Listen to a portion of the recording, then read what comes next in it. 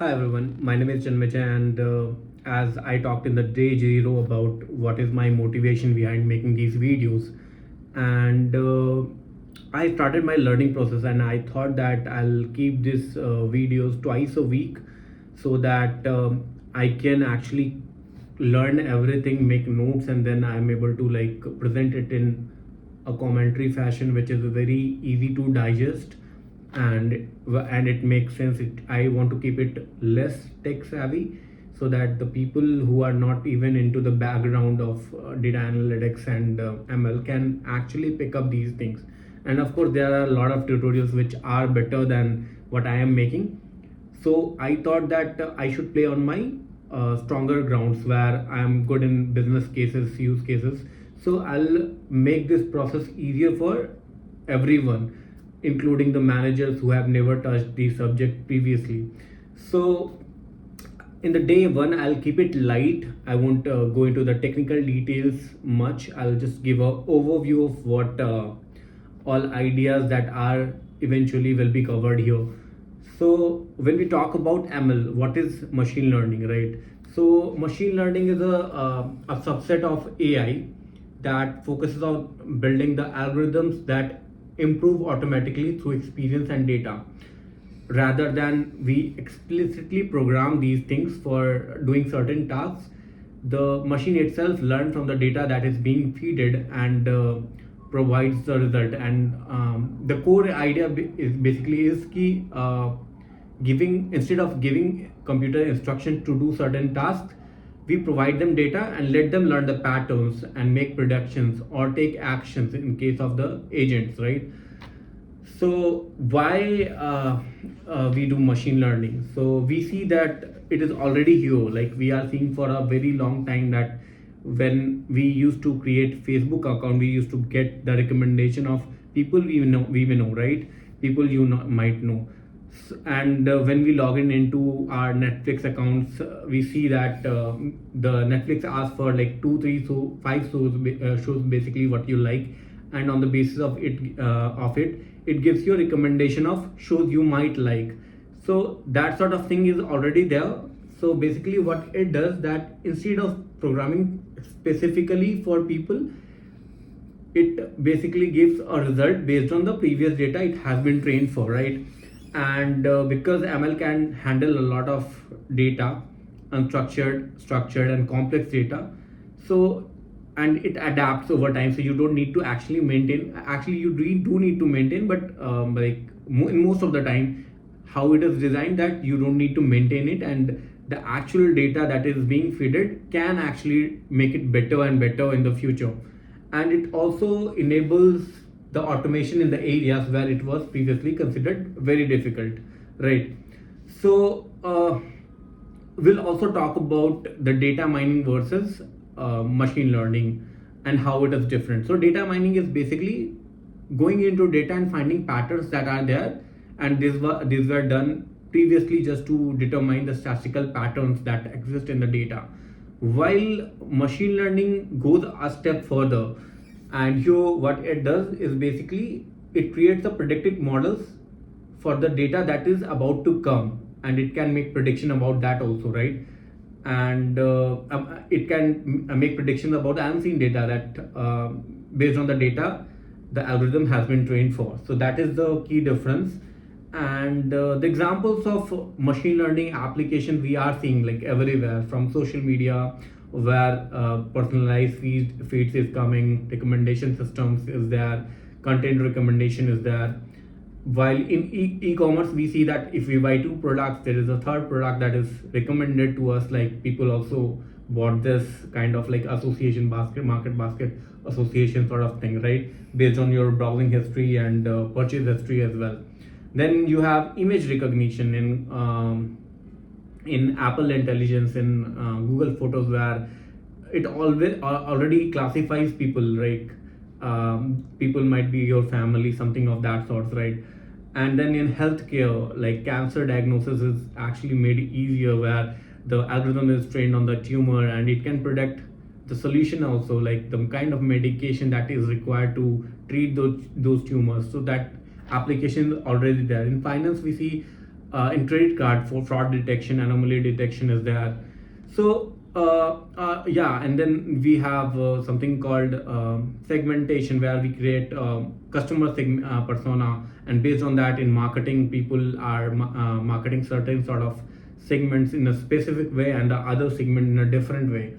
And then you have sentiment analytics, where in the forums a lot of people are abusive, so and that sort of NLP, basically natural language processing kind of algorithms, actually recognize those abuse contents and they filter it out.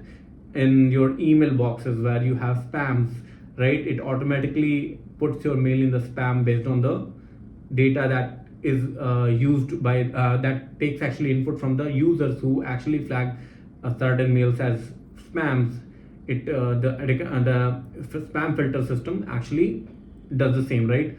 So here in the next upcoming video, we'll talk about the CNN, like convolutional neural networks, then RNN, where recurrent neural networks, transformers. We'll talk about the SVMs, regression, segmentations, and we'll cover everything like that is there in this book. Actually, I'm following, as you all know, I'm following this book called Hands-on Machine Learning with Scikit-learn, Keras, and TensorFlow. So it is by Aurélien Geron. So I will be following this book so that I cover each and every aspect of the machine learning, which are foundation to this whole AI world, right? So yeah, we were talking about the machine learning systems, right? So there are different type of machine learning algorithms and systems, and these are based on certain criteria. So first criteria is whether or not there was any human supervision while creating this model. So based on that, we have something called supervised machine learning systems. Then we have unsupervised machine learning system. Then we have semi-supervised machine learning system, and then we have reinforcement learning systems, right? So in supervised, we give certain labeled data, and on the basis of that, much algorithm learns from that, and based on that, it makes certain predictions. So you give labeled data sets, the training data set, in which you already have the output set there in the labeling, and based on the training data sets for the test data set or the new data set, it makes predictions. So we have certain algorithms like regression algorithms, then we have support vector machines, CNN, RNN. So these sort of algorithms are trained on the basis of that, so, and it is classified under the supervised machine learning, where some people, human actually gives already answers to the patterns that we are expecting. The data scientist is expecting the answers. He or she can train the algorithm on the same data, right? Then you have something called unsupervised learning. So here the algorithm is basically fed with large amount of data, and in the data the algorithm tries to find out the patterns, right? And simple example would be clustering algorithms, like you have something called k-means, right, where you do clustering of the market, like you can do that as well, right? And then there's something called PCA, and then all the segmentation basically is done based on the clustering algorithms, which is unsupervised machine learning learning systems, right? Then there is something called semi-supervised learning, where you have something called mix of labeled and unlabeled data, like some sort of image classification, where you see that in Apple Photos or in Google Photos, we get like something called, like, you can label the person and which is coming, and if you do that, it will say that okay, these are certain sort of peoples, and based on that you can search, okay, where's you can search cat, light, or if you label a person named, let's say, J, so you can search J. So this is an example of semi-supervised learning. And then there is something called reinforcement learning. So here the algorithms learn by interacting with the environment, and it receives penalties or rewards for doing something. So there is something called agents, which actually follows reward and penalty system, and it learns from the environment. Whenever does something right, it gets a reward, and whenever it takes a wrong step, it is penalized for that. So there is like a lot of game playing bots that has been created based on the previous games studies, and on the basis of that, in a particular environment, the agent creates a policy, which is basically a learning policy, and it optimizes itself in that particular environment. So that is the first criteria, where the of machine learning types based on whether it was under a human supervision or not. The other is basically the algorithm's ability to learn on the fly. So that means whether the algorithm can learn with the incremental data sets, or it has to be trained offline. Basically, the types are basically, one is called batch learning, which is offline learning, and then you have online learning, which is also called as incremental learning. So in the batch learning, model is trained on the entire data set at once, and it is not updated until the new data set, you like take it offline and then like feed the new data and then you train it. And it is suitable for like static kind of models or smaller data sets. And then you have something called online learning. So first of all, like, online learning doesn't mean that you don't have to take the model offline.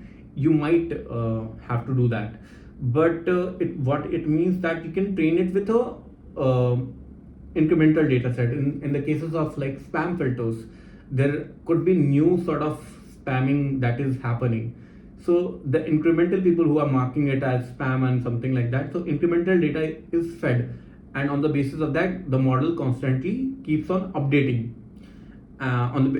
So basically, this sort of model types are used in cases of streaming or constantly changing data, like stock prices, social media feeds, or like your Instagram feeds, based on whether you like certain contents or not. And then you have something called Netflix. If you watch certain kind of shows, your feed will change slowly. In Instagram, it actually changes rapidly. If you do certain sort of steps, if you take certain sort of steps, your social media feed will like typically change very drastically. So that is the other type, the criteria 2 of classifying the machine learning algorithms. Then we have something called instance based learning, and then the other one is model based learning. So instance based learning is also called as a lazy learning method, where it stores the training example and compare new data with respect to these examples that has been fed while training the algorithms, and then it makes the predictions. Example is like k nearest neighbors, KNN algorithm, which is also a clustering, and then you have some SVM implementation as well. So it is very simple and adapts easily to the new data. The con could be like you can have, if you have a large data sets, it could have memory. It is basically memory intensive, so it can have certain sort of issues. The other is basically model based learning, where you generally learn such general model. You create a model, a mathematical function from the data, and then use this model to make predictions, like regression algorithms. Then you have decision trees, neural networks. So these makes very fast predictions, and the storage is efficient, but the training part is kind of require a lot of effort, and you tune it, and then so the tuning process and the creating these models, training these models are a bit trickier. It takes a lot of more effort than the lazy learning method. So now you can understand like what kind of types of algorithms in each categories. Like one is supervised, where you have linear logistic regression, SVM, decision trees, random forest. So these are for classification and regression problems. And then you have unsupervised, where you have k-means, hierarchical clustering, PCA, TSNE. So these are for dimensionality reduction or clustering. Then you have semi-supervised, and this is mostly used for image and speech recognition, and self-training and co-training are some sort of algorithms, which are a few examples of it. Then you have reinforcement learning. So for game AI, robotics, it is used. And Q learning, deep Q networks, policy gradients, these are the algorithms, example algorithms. Then you have instance-based like KNN and SVM. Then you have it is for classification and regression again. And then you have model-based, which is basically linear regression, decision trees are examples where you make predictions, and these are used for predictions and pattern recognition. So yeah, these were the some of the examples of the algorithm learning algorithms, which we probably be studying or talking about in the next upcoming videos. It might take a lot of time because some of these topics will come at a very late date. So here in the first video, we talked about the machine learning, why machine learning, some applications, some algorithms that are kind of, we are using it on daily basis without even knowing it. And then we talked about the types of machine learning systems based on certain criteria, right? So this was day one. You can please do comment and let's give me feedback about what can I improve in these commentary sessions. And probably I'll also include some sort of my notebooks and notes with you guys at a later stage. And that was about it for the day one. Thank you. Thanks for watching.